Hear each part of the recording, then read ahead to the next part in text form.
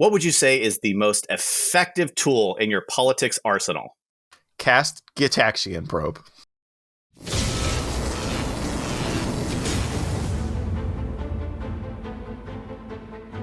Hello, everyone, and welcome to the Playing with Power podcast, the podcast where we talk about all things CEDH, EDH, and Magic the Gathering. I am your host, Ryan.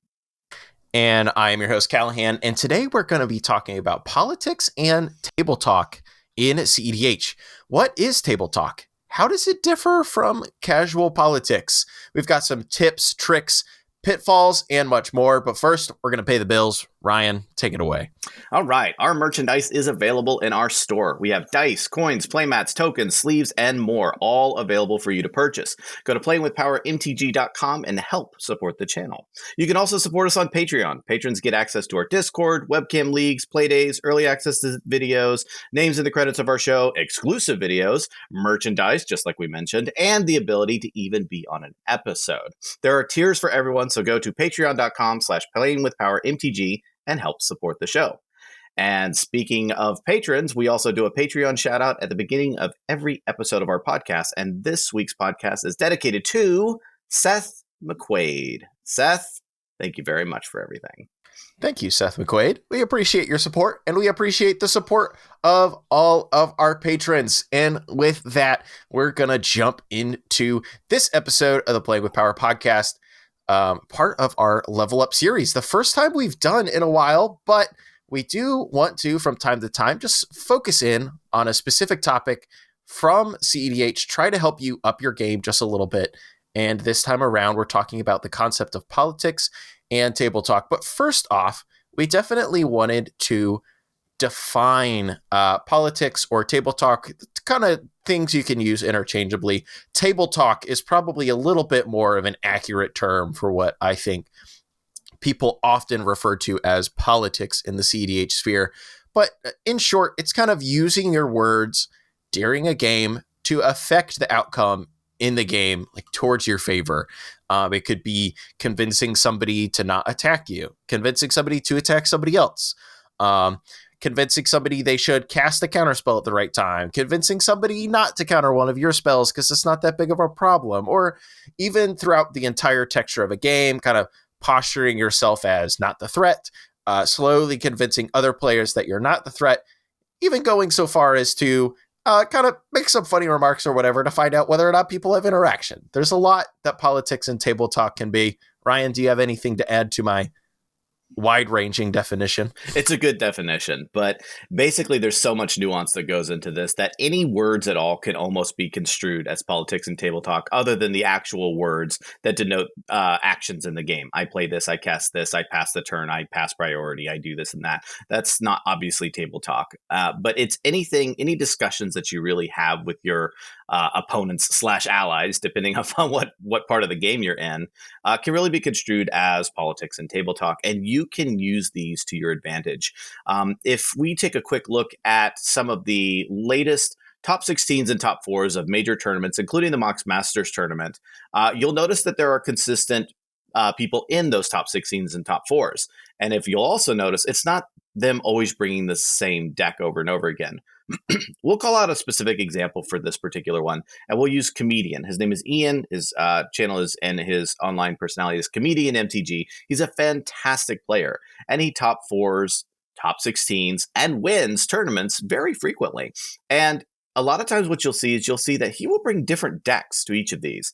So you can usually use the excuse of, oh, well, that person is just really good at that deck. But he'll bring Winota one time. He'll bring Tivit another time. He'll bring some other thing, he'll bring like Advantage Thrasios another time. And he'll consistently get into these top rankings. And he is a great pilot. There's absolutely no doubt about that. But what sends him into these upper rankings and these top 16s and top 4s of these tables and these tournaments is his ability to politic. His ability to table talk is unparalleled. And that is really what is sending him to these upper tables and to these upper levels. It's his ability to politic and talk with the table in a way that gives him the advantage to win. That is really what the key is here. Yep, I definitely agree with you, Ryan. And I think that was one of the things about specifically with Ian, everybody knows he's really good at that politics thing. But I think one thing, the one you said he wins a lot of tournaments. Unfortunately, Ryan, he's only won one.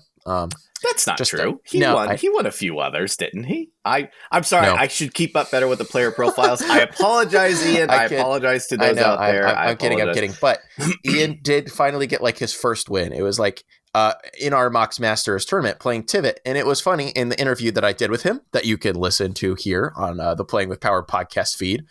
He mentioned that he kind of just joined this tournament and like jammed Tivit because he wanted to like try out Tivit. He was like, I think this deck's cool. I've been working on it.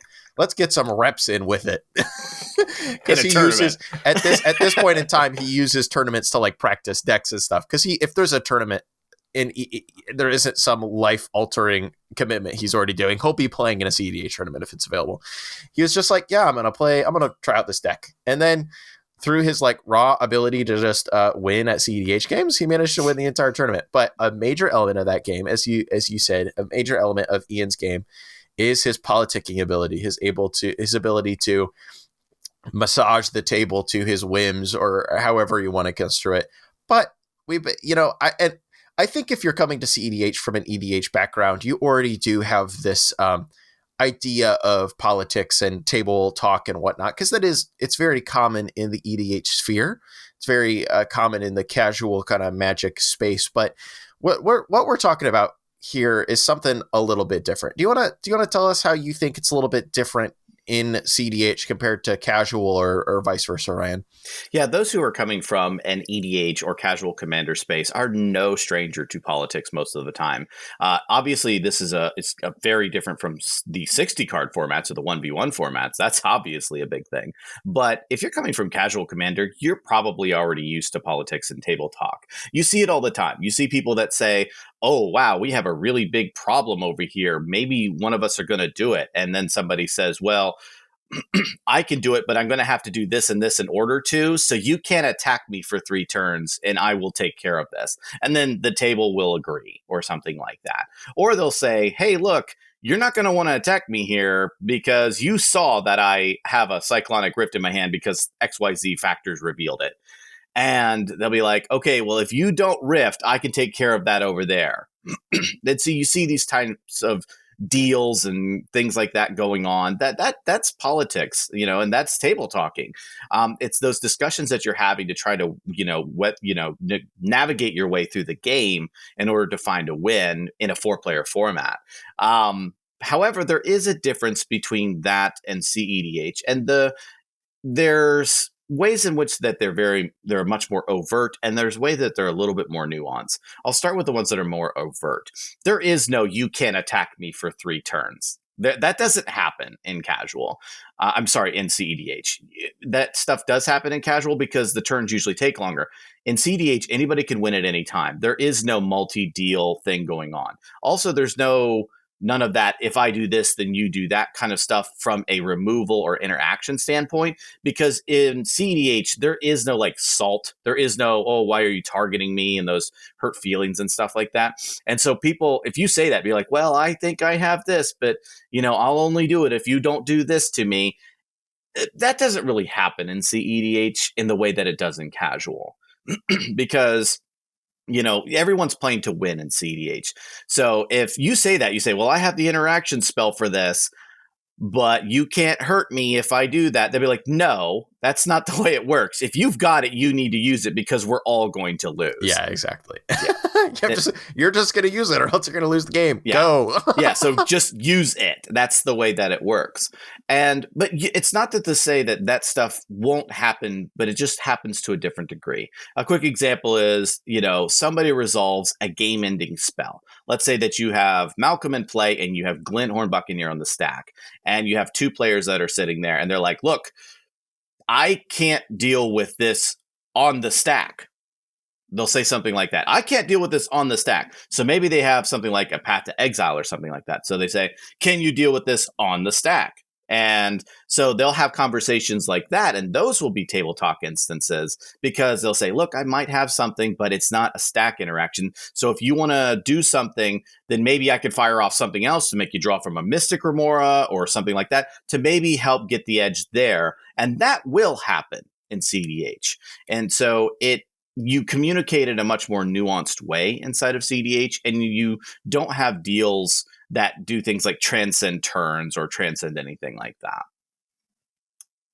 Yep, I definitely agree with you. And I think kind of an overarching difference that we can kind of maybe establish in the tone or the type of deals or things that are said. I think I've you kind of said this offhand in an episode we recorded a week or three ago, and since then I've already found a few instances to like bring it up because I think it was like a pretty decent way to sum things up. You said like in CDH a lot of times when we're doing this politics thing, it's kind of like subtle suggestions or whatnot, or kind of inferences about what we can and can't do, or what based on what we're giving away other people should do. And then in casual, it's very often the politics are just overt threats. Yeah. I'm gonna do this thing, but you're not gonna attack me for 3 turns, or else. Yeah, or else. Yeah, exactly.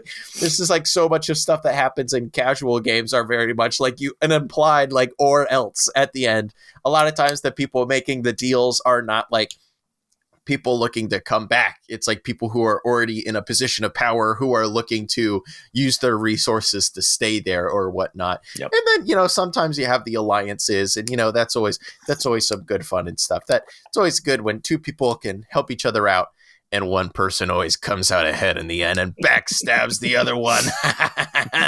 But, in CEDH, it is much more of the I'm gonna do how they have something in their hand. I looked at it with Gataxian Probe, and I think you should be worried. I think Gataxian Probe is also a really great example of where you can see politics and table talk come to fruition. Somebody casts a Gataxian Probe on another player, and you're not the probe controller, or you're not the player showing their hand. A lot of times you can use your politics and table talk to also get that information that would normally only be reserved for 2 players. You can say something along the lines of, hey, what's in their hand? You could be a real wordsmith and just ask that, what's in their hand? And a lot of times they'll be like, I don't want to tell you. But you can also, and that won't necessarily always get you there, but something a little bit more nuanced could say something like, should we be worried about what's in their hand? Or is there anything you do want to divulge? And a lot of times they will give up little bits of information. Like, oh, yeah, they have a packet of negation. Yeah. Or they'll say, let's just say that inside of there is some sort of offer that cannot be refused, or say something cheeky like that. And you're like, oh, okay, then I know they have an offer you can't refuse in your hand. So certain things aren't going to get through unless I have a way to protect it. So something like my mental misstep is going to be able to get through. Or they'll be like, red alert, guys. They're going to win on their next turn. Yeah, exactly. I specifically off of Gataxian Probe have become a big fan about just like telling people about like counter spells or whatever that exist. If I'm in a position where I want the game to slow down, like if I want my opponents to be more careful about the spells they're going to cast, or if I want to force that player who was hoping to hold on to those spells to protect a win or whatever, I'll just like definitely tell people that those counter spells are there so they can play around them, or so that we can then as a table be like, hey, that guy has a force of will. So if anyone's going to counter anything at this table, it's going to be that guy. Make him use the force of will. Exactly. So there are so many different things you could do with Gataxian Probe, because you can do things like that. Not only can you find out what is in maybe a problematic player's hand, but you can also find out whether or not there might be interaction against a problematic player. And you'll see that sometimes where somebody will be like, I'll Gataxian Probe, target the player in 4th position. Everyone's like, why are you doing that? This person over here is on Roger Silas, and they're obviously going to win so much faster. And you'd be like, well, I'm just drawing a card, bro. What's the big deal? I'm just looking. Yeah, I'm just looking. I'm just having a looky-loo. And what you're actually doing is you're trying to figure out whether or not they had the counter magic to stop the Roger Silas player, so you can determine if you're in a better seat position to win after Roger Silas. Because if they don't have the interaction, you might need to spend it to stay alive. Whereas if you know they have the interaction, you could go ahead and just pass priority to seat 4 and let them stop Roger Silas. And then you know it's out of their hand and you can go for the win. And you can give up that information to other players at the table as well. And so those types of politics and table talk can be very, very advantageous for you by just letting people know certain things or letting people have those bits of information to make better informed decisions that might put the targets or the reticles on somebody else and not yourself. Yeah, we're getting into the weeds a bit here about Gitaxian Probe, but I think that's fine. So many of the ways that you can influence a game of CDH through your words are just kind of this finicky. Even with the seemingly very simple decision, you like keep a hand that has Gitaxian Probe in it, and obviously you're going to cast it on one because then you just get to get another card in your hand and whatnot and see what somebody else is doing. There's so many different ways that you can use a Gitaxian Probe that you control in order to like influence the game past that point. You could look at somebody's hand, reveal all of the information for one reason or another. You could withhold it. You could lie about the context of the hand. That is something that is legal within Magic the Gathering rules. A lot of people don't exactly love people lying about the contents of hands, but players are perfectly fine to say any single thing they want to their opponents about information that is not public. You cannot lie to somebody about the contents of your graveyard. You can lie to somebody about the contents of your hand or another player's hand that you have seen or whatnot. That's something you could do if you're so inclined. I personally tend to avoid that. But we're getting into the weeds a little bit here, but we're kind of already gotten into our next little bullet point here on our outline for our little episode, which is like how to get better at politics. These are the kind of things you have to think about. The next time you fire off a Gitaxian Probe, rather than just like looking at what you assume to be the fastest hand of the table and like drawing your card and move on, don't be the guy who just like has the opponent just like lay their hand down on the table and everyone looks at it. That is something you can do, like shortcutting effectively. You technically can't force somebody to reveal information about their hand. You like can't actually force them to do that, but you could just functionally do that by saying, okay, write it down and then immediately say, all right, these are all 7 cards in their hands, and your opponents can believe you or whatever. Maybe don't just do that. Think about how can I use this information I'm gaining to my advantage at this table, and then work from there. Yeah. So how do we get better is the topic here. So we have a rough understanding or a nuanced understanding of what we define politics and table talk in the CEDH space. We're away from casual. We're not talking about those anymore. Now we need to talk about how to improve. How are we going to get better at this? I try to talk to people and it doesn't really work. No one believes me. And then I just end up losing the game. I guess my politicking just sucks. Well, maybe not. So how do we get better at this? So the first thing you want to do, in my opinion, is paint yourself in a non-threatening position whenever possible. That's usually the number one tip I can give people, because it's relatively easy to do whenever you're first starting out and trying to level up your politics. Is just try to paint yourself in a non-threatening position. They're like, hey man, you got a risk study here and you got this, that, but what you'll do is you try to paint yourself in a non-threatening position. Now that is either through deflection or that is either through, I guess, perception. And so deflection could be like, no, you know good and well that guy just tutored twice. My heuristic study should mean nothing right here. Definitely need to worry about the person who uses 2-card combos that just tutored twice. Yeah, we need to focus on them. Blind. Sure, yeah. I've drawn 4 cards. They've drawn 2 cards that they want to draw. the exact 2 cards that they need to win. Okay, so that's a deflection thing. So you can say, well, yes, I've got the heuristic study, and yes, I've drawn 4 cards, and I'm obviously gaining an advantage on everyone else, but so-and-so that may be tutored, I'm letting the table put their crosshairs onto that person and hopefully get the attention away from me. Another thing you can do from that perspective is just make sure that you're not making plays that are you need to sequence your plays in such a way that it doesn't look like you're about to just explode out of the gate. And some of that has to do with timing. And some people are like, well, wait, that's just game actions. That's not politicking or table talking. And you're absolutely right. But what you're doing is that you're saving yourself up in a way that doesn't allow yourself to be put into a position that says, oh my gosh, this person's doing this, or now we know they're deflecting because they did crazy actions in the game. You make sure you make your plays in such a way that don't evoke a lot of emotion, that don't evoke a lot of attention on you. A quick example of that will be if you go to watch the Tier 1 con from last year. Ken Bauman, the author, who's also known as Stack DDH, he's kind of the Krakashima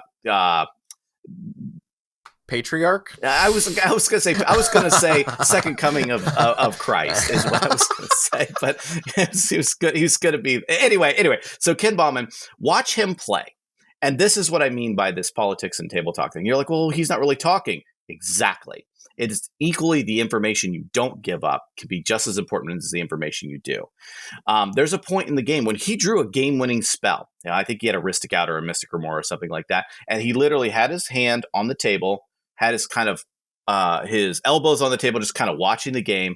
He drew a game-winning spell, literally looked at it and knew it was a game-winning spell, slapped it down on the table, didn't make any sort of response, and just kind of went back to looking dejected and uninterested in whatever was going in the game. At the table, kind of out. And then that's a way of deflection. That's a way of saying, well, he didn't be like, ooh, you guys are in trouble now, and put his heart. Obviously, you shouldn't do that. There's a tip. Get the heart rate monitor out. Yeah, exactly. But he was definitely he definitely put his cards down on the table. He wasn't picking them up constantly. He wasn't always looking at them, wondering if he should, he wasn't holding priority and thinking like that. And he was just putting himself in a non-threatening position over and over again. And check out that video. It's a masterclass on keeping your cool in situations like that.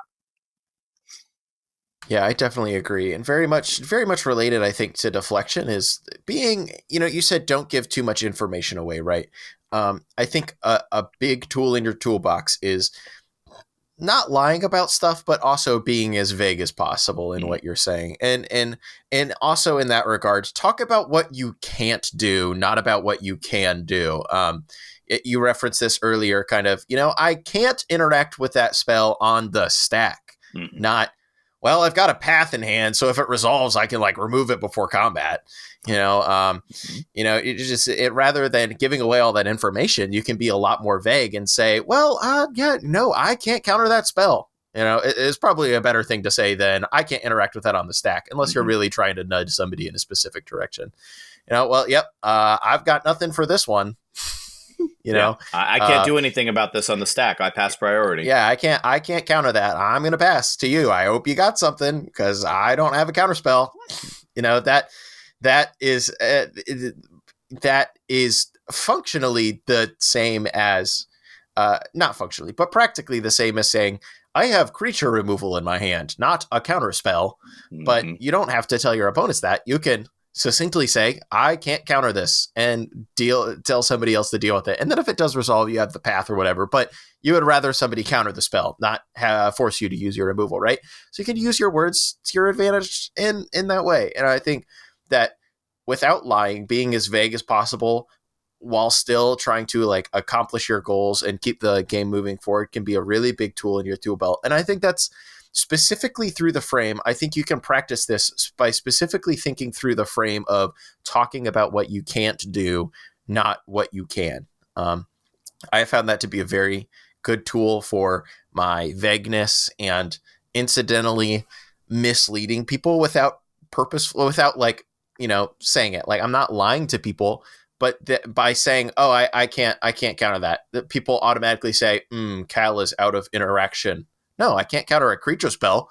I have a negate and a path to exile in hand, but I don't have straight counter spell or force of will or whatever. So I'm going to pass.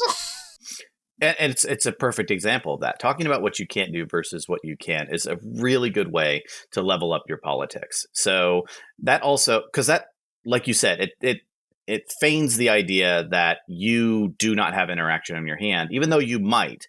And so it might not only tell people that they might need to spend their interaction on this, but it also might bluff people into believing that you don't have interaction. They can go for it.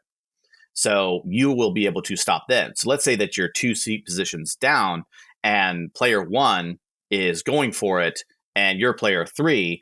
And so, they're like, you just be like, hey, before you pass it to me, you should know I can't counter this. And so they'd be like, all right, well, he's out of interaction. This is great. and you might be able to get them to maybe go for it, then you could stop it, and then you might have the chance to go for it then as well. So they've spent their interaction, they've spent their win attempt, and now you can go for it.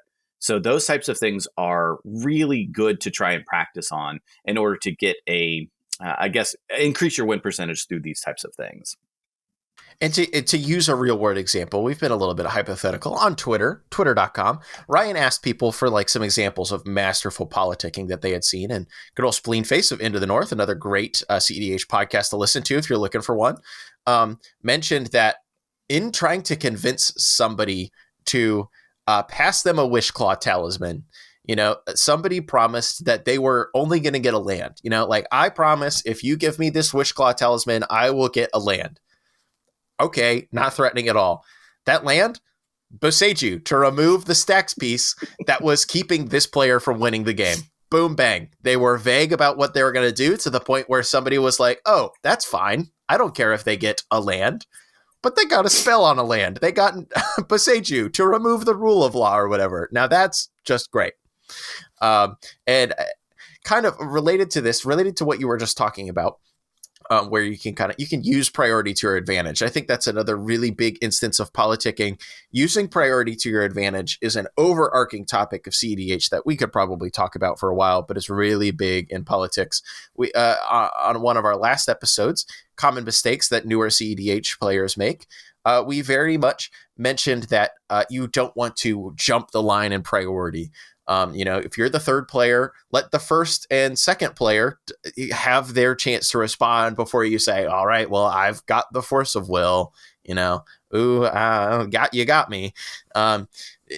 Make them pass and up the ante. You could, and that gives you a lot of chance. If first player is hemming and hawing over it, maybe suggest something or mention to them, I don't think I can do anything about this unless somebody feeds my Ristic study. While other people are hem and hawing and over their priority order, you can definitely use that to your advantage by talking, chatting, making funny little remarks. Get in there, influence what other people are doing. Mm-hmm. Exactly. Yeah. Someone in seat 1 goes for it, and then the person in seat 2 keeps looking at their hand over and over and over again. That means they have something in that hand. They're not looking at their island in their hand unless they're like next leveling it, trying to 9,000 gigabrain you maybe. But they have something in their hand. They're deciding on what the timing is to go for it. So what you can do in seat position 3 or 4 is say, look, man, do you want to risk us not having it and just lose the game right now? So if you have it, just spend it. It's fine. You are next to go and try and win, so you might as well just try and burn it if you have it. And that's a politicking thing that you can do. Now, the other thing you could do is if you're in seat position 2 and player 1 is going for it, what you can do is you could say, I have 2 other people that could technically interact with this. I want to make sure I don't get myself by maybe passing priority to those who don't have it. So what you do is you say, guys, looks like we need to answer this. This is our problem. We need to deal with. How's it going? Yeah. How are we feeling at the rest of the table, guys? How are we feeling about this one? And what you do is you forge these alliances between, when you're on the stack and sometimes just in the phases of the game. And you say, gosh, what are we going to do about this, guys? This is game over for us. A lot of camaraderie, a lot of us, how are we going to deal with this kind of thing? And it puts people into a mindset that allows them to think, okay, we are a team right now, and we need to stop the one bad guy at the table, the person going for it. And this will usually allow you to get information that you wouldn't have otherwise from people. You could say, oh man, whoa, this is game over, fellas. What are we going to do? Or man, we really don't want this Ristic to go off because that person's a Storm player. They're just going to feed this Ristic and we're going to lose.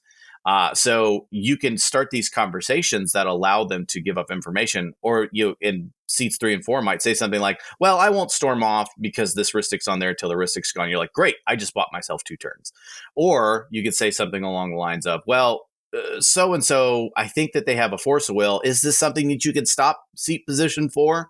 You're last in priority order. We don't want to pass it to you because we don't have it, or we might not have anything. Are you going to be able to stop this? And they might say, yeah, I'll be able to stop this. I might be able to stop this particular thing. Well, great. You just saved yourself interaction and saved yourself a card by just having a simple conversation with a table that could last 10, 20 seconds at most. And those types of conversations you want to have by trying to forge these alliances, or at least feigning this forging of these alliances during this particular problematic moment in the game. I definitely agree, Ryan. And now we've spent a good amount of time talking about what you can do to get better, like the actions you can take. And I think in related to that, we also kind of have to talk about some of the common pitfalls or mistakes that people make while trying to work the table, to their advantage. And I think the one thing that we've kind of already mentioned it once or twice now, but I wanted to call it out again: accidentally revealing too much. We talked a lot about how you should be vague. We talked a lot about how maybe you shouldn't automatically reveal all the info off of a Cataxian probe and that kind of stuff. And I think it's important that if you're going to be talking a lot, it can be pretty easy to accidentally leak away a little bit too much. If you imply that you have a counterspell or whatever, people will pay attention and they'll make you use it. If you implied that at a time when it didn't actually end up happening, if you implied that, if you accidentally even like imply that you have something, or somebody picks up on something that you might be laying down and you're not actually meaning to lay it down, and they're like, all right, I'm going to pass to you because you've been really talking about how you've had a counterspell, and you're like, Thassa's Oracle resolves. It's like, yeah, the demonic consultation's good. Kind of thing. It can be careful. You got to be careful about how much you're giving away. You don't want to leak too much information, and you have to be very careful to not accidentally lead people down the long route, because they'll make you pay for it. Mm-hmm. They do. Revealing too much is basically the inverse of what I just said. So-and-so is having a conversation with you. Guys, we need to deal with this. Don't reveal that information when somebody says that, And you could flip it back on them. You could say, hey, guys, we need to deal with this. And be like, all right, then deal with it. And don't reveal information. Be like, don't pass it to me. I'm not going to interact here. That doesn't mean you don't have anything. It just means you're not going to interact here. Or just saying nothing. Be like, hey, do you have anything to deal with this? Be like, priorities on you. So don't reveal. Yeah, you got it. Yeah, exactly. Priorities on you. It's not on me. So you make sure that you keep going into things that we said about being vague. Just don't reveal information you don't need to reveal. And this goes beyond just the interaction on the stack. This goes into what your strategy is. Are you playing an off-meta deck? Don't tell them how the combo works. They'll be like, "Oh, how exactly does are you winning?" Priorities on you, bro. Yeah, how are you winning? Are you passing? Yeah, are you passing priority? Are you telling me that you're F6ing to let me auto yield to my win? Is that what you're telling me? So don't reveal this information if you don't have to. Be silent in the times when you need to be silent. So we saw this in Mox Masters. It was on our live stream and also on our stream replay. There was moments when people were talking about how a strategy was going to win because they were about to attempt to win right there. But not everyone at the table knew that strategy. It was an off-meta deck. And the person who was trying to win was saying absolutely nothing. They were completely silent. And the other three players were trying to figure out how to beat this person. So it was a masterclass in politics from both sides. Three players talking on how to do this, on how to stop this problem, and one player saying nothing. All of them were doing a great job. The one person who needs to not be talking was doing a great job of that. Yes. So this is what we mean when we say don't reveal too much information if you don't have to. And related to this, you got to be careful not to talk too much, because you might talk yourself into a corner. There was I forget the exact specifics, but in one of our Mox Masters finals, Gustav, a very good CEDH player who's very good at politicking, pretty much promised another player, if you let me do this thing, I will not attempt to win on my upcoming turn. And he paid for it. He had the win in his hand, and he held to his word. And he passed the turn after doing some inconsequential setup, whatever, spend his mana, passed the turn. And then somebody, before it could get back around to Gustav for him to be able to win, somebody else won the game. And as a result of making that promise, Gustav, and keeping his word, which is good, Gustav lost out on winning a major CEDH tournament. And by making that promise, he probably like gave himself the chance to win. Like, I don't remember the specifics very well. It very well probably was that like if he didn't make that promise, he would have lost the game on the spot type of thing, right? So he was upping his win percentage by making that promise, but you got to be careful. Like, if you're trying not to lie to people, you got to be careful because you can talk yourself into a corner. You can say, I'm gonna go and get such a thing off this tutor. I promise you that I'm going to go get this card off of this tutor. And then by the time the game gets back around to you, that's the last thing in the world that you want. There is no world in which you actually want to tutor for a mana crypt right now when you promise somebody that's what you were getting off your enlightened tutor, not Underworld Breach. At the time, your intention sure was to get mana crypt, but maybe the texture of the table has changed so much that you really actually want to go and get such and such a card. Well, if you're going to hold to your word, sorry. Yeah, it's a perfect example. Basically, so much can change in a CDH game so quickly that you don't want to put yourself in a position that has you lose simply because you made a promise that you really don't want to keep right now, but you're going to keep it because you're a person of your word, and it costs you the game as a result. So don't talk yourself into a corner that allows you to not be able to be as flexible as possible. And there's nuance to this. Just like you said, oh, I'm going to go, no, with this Wish Claw, I'm only going to get a land, or with this so-and-so, I'm only going to go get a mana crypt. And then you're like, oh, I need an Underworld Breach, and then I could just win the game right now.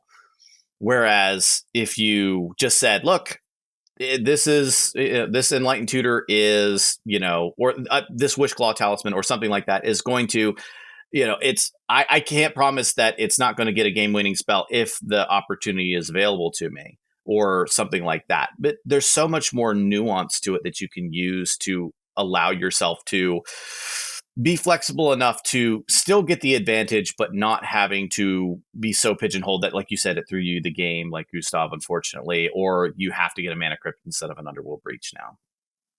Yeah, exactly. And so I think that, like, accidentally revealing too much, accidentally talking yourself into a corner, those are the two biggest mistakes that come to mind. Do you have any more, Ryan? Have any more on the mind of yours? For common mistakes, I think those are the two biggest ones that you can make. And I think that just taking care of those are the ones that, will get you the farthest, the fastest. That certainly makes sense. And then, of course, there's mistakes you can make. And then when you're politicking, there's definitely ways you can like cross the line. We're talking, you can say pretty much anything when you're talking, but we're playing a game. A lot of times we're here to have fun. Even in competition, there's definitely like a certain spirit of competition to uphold, certain good ways to treat people and whatnot. And I think, like, number one, a line to not cross, like, you shouldn't be yelling and screaming at somebody, right? There's a certain decorum to keep when you're playing a game of Magic. If you're in a tournament setting and you start being really mean or rude to somebody, that can get you DQ'd. People can call judges on you. If you're insulting somebody, you'll get yoinked. You'll get, not a warning, not a GRV. You very well might just get DQ'd on the spot. So you have to stay respectful of your opponents, even if they're not doing something that you wouldn't like or something. You can't bully somebody verbally into doing your will. It's another human being on the other side of the table. We've got a certain kind of decorum we have to upkeep. There's tournament rules about this kind of stuff. Just keep your anger in check. That's pitfall number one. Don't get super pissed, right? Yeah, exactly. Yeah, there's nothing else to add to that. That's the gimme, right? Mm-hmm. Yeah, be a decent human being, and that should go without saying. But unfortunately, we do have to say it sometimes. This is when we're talking about politics. We're not talking about scheming and deceiving politics, and talking about pulling out Machiavellian playbooks and stuff like that. That's not what we're talking about here. We're talking about ways to get an advantage without having to be a bad person in the process. And so, yeah, you don't want to get into situations along those lines. And that's kind of related to that. Another thing to really bypass, it's like, earlier I was saying that you can, within the rules of Magic the Gathering, lie about the contents of somebody's hand. That's, in the grand scheme of things, that's like a pretty low grade lie. I think if you did that, a lot of people would be like, well, that was kind of a dickish move or whatever, like in a tournament setting.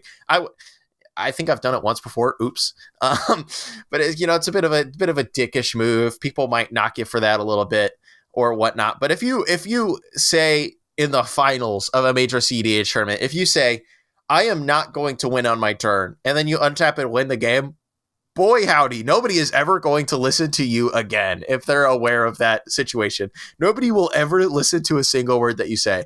It's like not a great thing to do morally if we're moralizing a game of Magic the Gathering. Yeah. But additionally, that will not pay off. I mean, maybe, but people will never listen to a word that you say again. It'll pay off once. And then after that, it'll never pay off again. And not only that, people will know you as a liar, which is a horrible label to have on you, because you will never win another game of Magic again after that. Because they'll be like, no, no, no, do not listen to him. He's a Do liar. not listen to the liar. Do not listen to the liar. And everyone's like, oh, he lied. Be like, yeah, let me tell you about the time he lied. They're like, oh, man, this is horrible. And so not only will you never win another game of Magic, a lot of people just won't play with you. So those types of, you have to realize that this is a game, and if you're at a tournament, there are higher stakes, and there are people there that are there to win, and you have to understand that. But lying is not the way to get there. The top players that we just talked about, they don't get there by lying. They don't get there by treachery. They don't get there by doing things like that. They get there by politicking effectively. And they don't just say, oh, guys, I don't have it. Oops, I have it. And that's lying. You're lying to the table, and they will remember that. If you think they won't, you are highly underestimating them. And it's going to come back and bite you. So don't lie to the table. The Jataxi Probe example we have, you said, oh, yeah, they've got 7 lands. They're like, well, we know that they don't have 7 lands. So, and that person that's in there could also point out that you're lying or whatever. So don't get into a situation like that, where you find yourself in a spot where you basically have to lie to win. Then that's not a good spot to be in, and you shouldn't be putting yourself into that position. I definitely agree. And we had one more thing we wanted to talk about, and kind of like where it can cross the line. This one's like a little more BM, kind of more bad manners. I could see people using it in the tournament setting. If somebody used it to me in a casual, like a chill, CEDH game where we're just hanging out, I probably wouldn't play them again. This is a concept called mana bullying. You've probably heard of priority bullying before in EDH or CEDH, which is through an incidental loophole in the way that the Magic the Gathering rules pretty much have to work to support 2-player play. There's a concept where pretty much taking any game action causes another round of priority to happen. And incidentally, taking a game action can be like as little as like tapping a mana, like tapping a land to make a mana. That can be that action alone, if you're really finicky about it, creates another round of priority. And a lot of times when we're doing that, we just kind of like assume skipping this stuff, right? But what you can really do if you want to, if you're in the first player spot, pass priority. Oh, nobody countered the spell. Hey, tap a land so we can make another out of priority so it can come back to me and I can cast it. That's a trick that people use a decent amount. It's called like priority bullying and whatnot. And people look down on that, some, but it's the way the game works. It could be a good tool in your arsenal for the tournament space. But then there's like mana bullying, which is pretty BM, which is the concept of I am going to counter this spell, but what we're going to do is every single person is going to tap down all of their mana. You're going to tap all your lands. You're going to tap down all your lands and that kind of stuff, to make sure that nobody has any resources left. Like maybe right before you untap for your turn, right? Just like I'm going to counter this spell, but you're going to tap down all of your mana. It's called mana bullying. People feel different ways about it. A lot of people feel that it is very bad BM. And if you can make a habit of mana bullying people like that, you will not be invited back to many CDH tables. You're holding people hostage is what you're doing.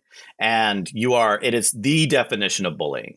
I've actually been in a few games where this has happened. I was on Godo. Some other players were on other decks, blah, blah, blah. So-and-so was about to win. And then the person who was first in priority order said, I have the win here. I have the interaction to stop him. I'm like, okay, great. So what are you playing? They're like, oh, no, I'm not going to play it. You have a welding jar on the battlefield. And I'm like, yeah, that's not going to stop what's going on the stack there, my friend. They said, no, I need you to crack it and reset priority. And I'm like, why would I do that? Be like, because I'm going to use every advantage I can to win this game. And I'm like, this makes no sense to what we're doing right now. But that person was adamant about saying, well, I'm going to pass priority until you crack your welding jar in order for me to reset priority in order for me to counter this. It goes into what you said, where you said, I need you to tap down your resources as if I'm going to do it because you're going to reset priority. I'm going to pass every time until every land is tapped. Lose the game. Teach that person that that does not fly. Lose that game. Teach that person that you are not going to be bullied into this situation.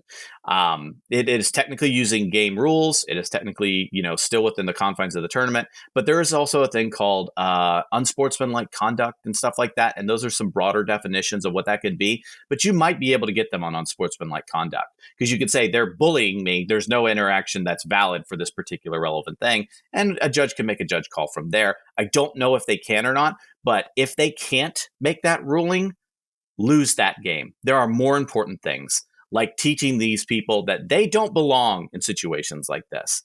And if you're a person who tries to think that this is the best route to take, I'm sorry, but you're incorrect. You are correct in that particular instance of the game, but you are incorrect in the longevity of when you play this game overall. Multiple tournaments, multiple casual games. No one's going to want to play with you.